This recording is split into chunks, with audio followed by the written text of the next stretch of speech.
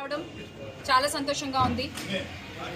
అయితే ఇక్కడికి వచ్చిన తర్వాత ఇక్కడున్న సమస్యల గురించి కూడా కొంచెం మాట్లాడాలి కాబట్టి ఖచ్చితంగా మనం ఒక క్లోజ్డ్ రూమ్లో జరిగిన డిస్కషన్స్లో ఓపెన్గా ఒక రాష్ట్ర భవిష్యత్తుని, ఒక రాష్ట్రాన్ని తాకట్టు పెట్టేసిన ఒక కథ గురించి వాళ్ళు మాట్లాడుకుంటాం ఈ ప్రెస్ మీట్లో.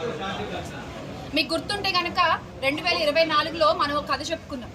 ఒక ముసలి తోడేలు ఓపిక లేక ఒక గుంటనక్క సహాయం కోరి ఒక కుందేల్ని ఆహారంగా తీసుకురమ్మంటే ఆ గుంటనక్క వెళ్ళి ఆ కుందేలుకి ఎలా మాయ మాటలు చెప్పి ఆ సింహానికి ఆహారంగా మార్చిందో కథ చెప్పుకున్నాం కదా మనం. ఇప్పుడు ఆ కథ ఎందుకు చెప్తున్నాను అంటే, స్టిల్ ఈ రోజుకి ఇప్పటికీ అమాయకమైన ఆ కుందేలు ఆ సింహం వలలో చిక్కుకుని బిలబిలలాడుతూనే ఉంది. ఇక్కడ ఆ అమాయకమైన కుందేలు ఆంధ్ర రాష్ట్ర ప్రజలు. ఒకటి కాదు, రెండు కాదు, ప్రతిసారి ఈ కూటమి ప్రభుత్వంలో రాష్ట్ర ప్రజలకి అన్యాయం జరుగుతూనే ఉంది.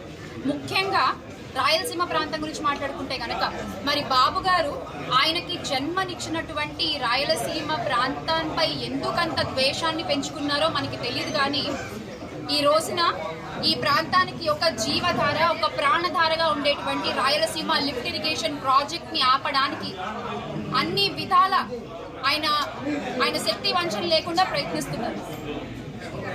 మనం ఇప్పుడు అసలు కథలోకి వెళ్దాం. అసలు అంటే వాగ్దానాలేంటి, చెప్పిన మాటలేంటి,